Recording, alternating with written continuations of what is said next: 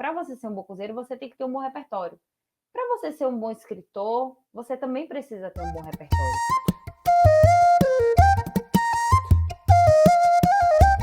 Como que a gente pode valorizar através das palavras a comida, ou comer, ou até mesmo cozinhar, como essa manifestação cultural, seja num ambiente acadêmico, numa pesquisa acadêmica e tudo mais, ou até mesmo para quem gosta de escrever, que não está vinculado a nenhum programa acadêmico, numa faculdade, e que quer escrever sobre a cultura de uma viagem que fez, ou da sua própria cultura, como que a gente transforma em palavras essa manifestação cultural que é a comida que a gente da cultura culinária que a gente participa?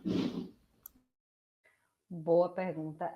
Então, primeiro a gente só consegue escrever aquilo que estranha, né?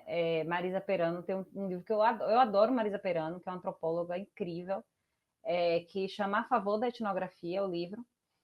E ela vai dizer o seguinte, que o olhar do etnógrafo, né? Você só consegue etnografar aquilo que te causa estranhamento, né? Então, o primeiro passo de tudo é você se autoetnografar primeiro, né? Se reconhecer como um nativo etnógrafo dentro daquilo que você está vivendo, né? Então, assim, é o estranhamento. Não normalizar situações. Porque quando você banaliza, né? Quando você banaliza as coisas, e a gente está vivendo nesse momento, né? Que a gente está banalizando o corriqueiro, o cotidiano. Então, a gente só vai lembrar da experiência, né? Primeiro que experiência é aquilo que toca a gente. Né? Então, pode ser aquele feijão de São Joaquim, pode ser um prato lá do restaurante de, enfim, sei lá, de um chefe famoso desse aí do MasterChef. Né? Então, tipo, é uma experiência. Mas, assim, a primeira coisa é entender, receber essa experiência depois que ela passa e simplesmente escrever sobre ela, né? E, assim, a gente fica com essa coisa, não, porque escrever é difícil. Primeiro, a gente quase nunca vai gostar do que a gente escreve. Eu escrevo minhas coisas. Eu acho que tá ruim. Eu mando pra Gabriela lá do Brasil de Fato. Ela fala, não, tá ótimo. Aí mando para meus amigos. É a mesma coisa de quando a gente cozinha, a gente tem muito isso, né, profissional. A gente sempre pede pra outra pessoa provar o sal. Eu era assim. Tá no restaurante, prova aqui o sal para ver se tá bom. Então, a mesma coisa é escrever. Então, a gente A vai gente vai lá, lá.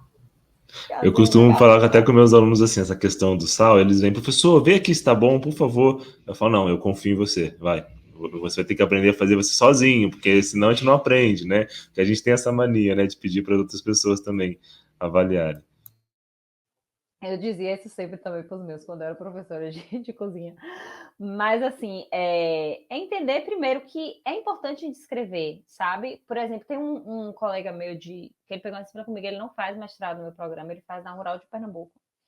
E o trabalho dele, ele é da área de química, e ele é de uma comunidade quilombola perto de Feira de Santana, e o mestrado dele é com bolo de carimã.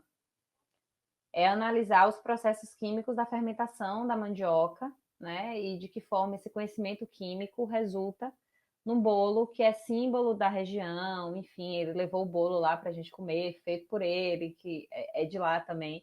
E ele, assim, tá usando o referencial teórico,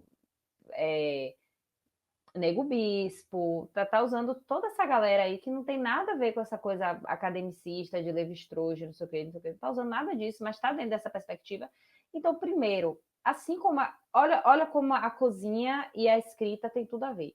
Quando você cozinha bem, quando você tem um bom repertório, não tem como você imaginar, né, se ser um bom chefe, um bom cozinheiro, se você não tem repertório. Como é repertório? Primeiro, experimentar de tudo, né? Entender o que combina, é, levar, enfim, combinar as coisas na ponta da língua antes de levar para a panela. Então, tipo assim, para você ser um bom cozinheiro, você tem que ter um bom repertório. Para você ser um bom escritor, você também precisa ter um bom repertório. Então, assim, primeiro estranha aquilo ali, começa a escrever. Hoje a gente tem tanta coisa legal, a gente tem o Instagram, né? Eu fico com o coração partido, assim, que eu vejo meus ex-alunos, colegas, assim, que são de religião. A gente fala muito da religião de matriz africana e tal.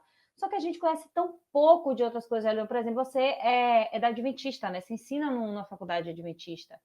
E a relação que eles têm com a comida é uma coisa lindíssima. é uma coisa muito bonita, porque primeiro é aquela comida que cura também, né? Tem uma relação holística ali, né, com a comida. E eu seguiria uma pessoa que tivesse um Instagram contando como é essa alimentação adventista, né? Quais são os princípios e tal, porque é muito bacana, sabe? A gente sabe pouco disso, né? A gente tem a galera do Hare Krishna, que tem a galera do Brahma Kumaris, a gente tem tantas pessoas que vivem em tantas tribos, que comem tantas coisas diferentes, e a gente não sabe nada daquilo, sabe? Então, acho que a primeira coisa, você não precisa ser etnógrafo, você não precisa ser antropólogo, você não precisa ser sociólogo, você não precisa ser formado em letras, você não precisa ser jornalista, basta ter uma boa vontade, né? Basta você ter um olhar curioso, olhar o mundo, ser uma boa leitora de mundo, né? Isso eu digo sempre de mim, né? Eu digo, você fazer nada direito, mas você lê o mundo bem. Então, assim, se você for um bom leitor de mundo, não perde isso não, sabe? Hoje tem ferramenta, tem Instagram, né? Tem os próprios podcasts e tal, né? O YouTube, como você está fazendo. Então, assim, aproveita esse momento e mostra, sabe, aquilo que está te estranhando para o mundo, porque é isso que vai abrir outras portas, né? E isso a gente também vai conseguir lá na frente superar, sabe, alguns preconceitos, sabe, João? Porque a gente olha, assim, por exemplo, a galera tem essa coisa, né? Eu vou até falar aqui com muitas aspas, porque hoje em dia, né, tem muita gente que está botando essa coisa da comida de terreiro, né, no Instagram e tal. Eu acho isso super válido. Eu acho que isso deu um patamar, assim, gigantesco, sabe? A valorização, o entendimento, quebraram-se muitos preconceitos. Eu acho que tem que ter desse lugar mesmo. Só que a gente pouco sabe também dos outros lados, sabe? Como o católico se relaciona com a comida, como o evangélico, como o adventista se relaciona com a comida, sabe? Como o Hare Krishna se relaciona com a comida. Então, assim, a gente precisa entender também como essa comida dessa perspectiva cultural, né? Dentro dessas coisas religiosas, dentro desses cultos religiosos, a gente precisa entender. E, por exemplo, quando eu vou para as comunidades, eu digo sempre às meninas, eu digo, gente, faz o Instagram, mostra o dia a dia, mostra vocês fazendo aratu, como é que quebra e tal. Porque hoje em dia, né, as pessoas, quando eu chego que eu conto, né, o que é, até dentro da universidade mesmo, o que é comprar um pacote de aratu catado, quando eu conto como é que é feito, todo mundo fala, meu Deus, elas vendem de R$ 60, é super barato, poderia ser R$ 100 fácil.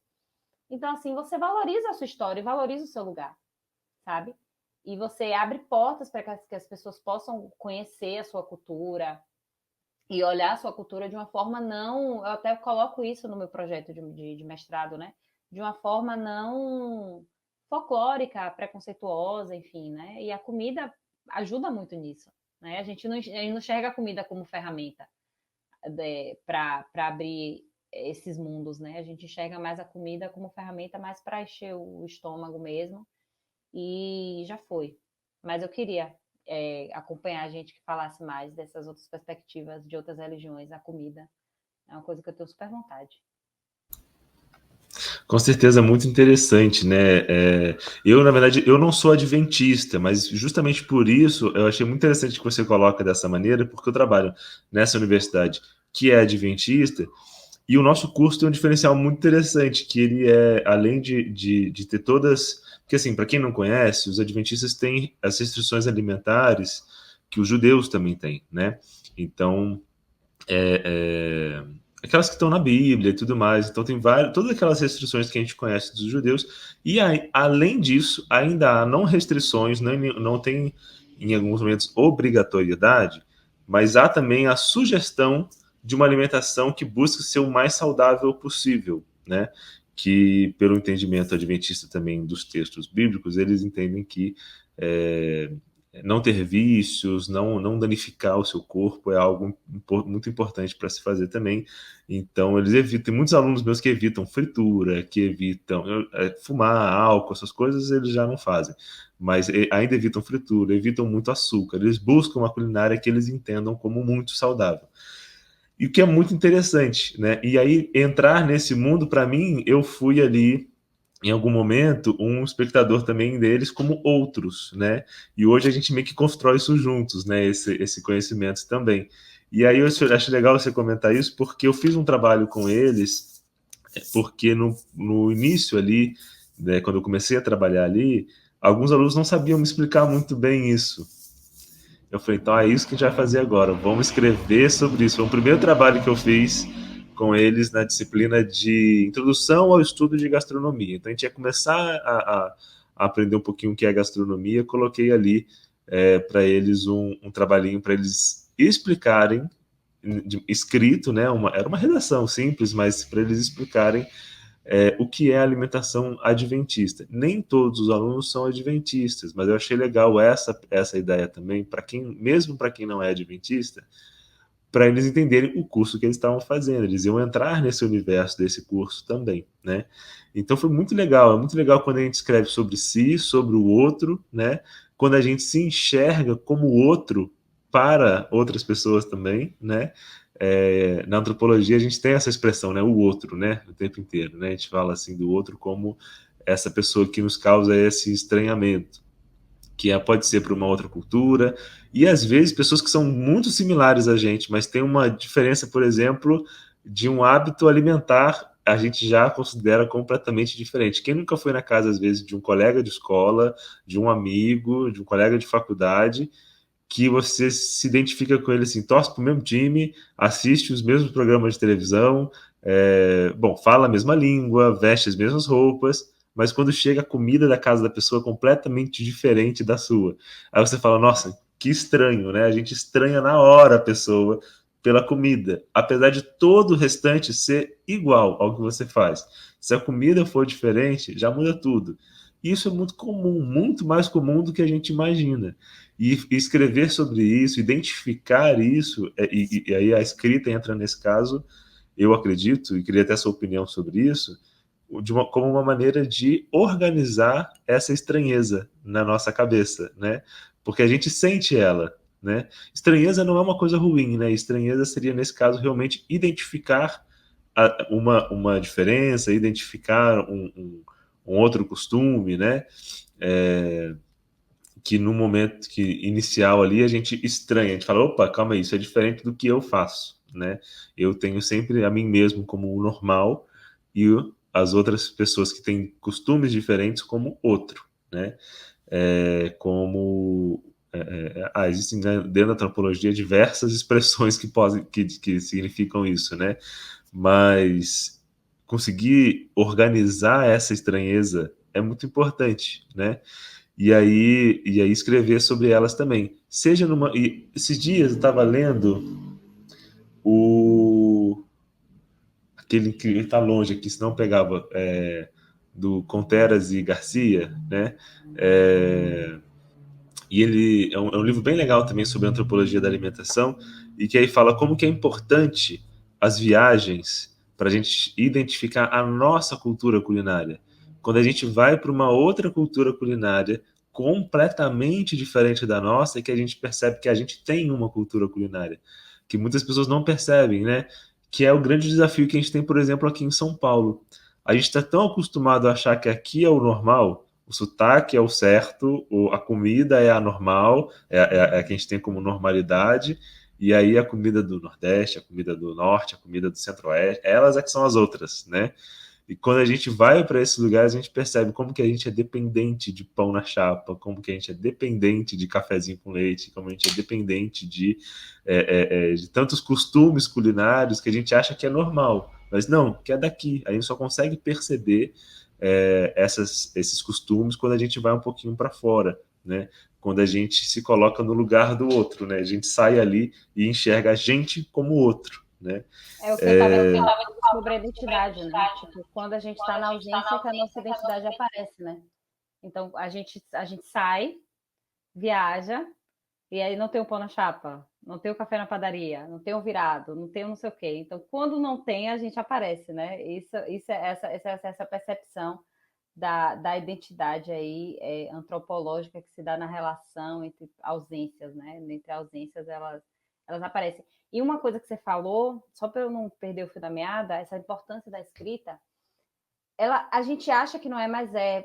Porque assim, quando a gente se entende que a gente pode escrever, que a gente se apropria do que a gente faz e tal, a gente não dá espaço para chamar planta alimentícia tradicional de planta alimentícia não convencional.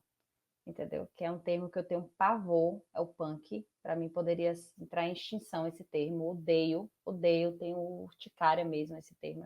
Acho muito, acho de um mau gosto, sabe? Assim, você dizer que tudo bem, pega, né? Pegou. Só que discursivamente ele é problemático. Porque eu não posso, por exemplo, aqui em Salvador, né? A comida baiana. A comida baiana também é extremamente problemático para mim, porque Salvador, a Bahia é um estado tão diverso, todos os estados são muito diversos. Ou você vai para o interior, você vai para o sertão, você não vai achar comida de dendê, você não vai, esqueça. E aquela comida deixa de ser baiana? Não, ela também é uma comida baiana. Então, assim, eu costumo dizer, é uma comida soteropolitana. Comida de dendê é soteropolitana e recôncava, né? Então, a gente precisa também, por isso que a gente precisa entender essa reflexão, entendeu, João? Porque se a gente ficar nessa coisa de só querer achar que cozinhar é cortar cebola, a gente vai se perdendo.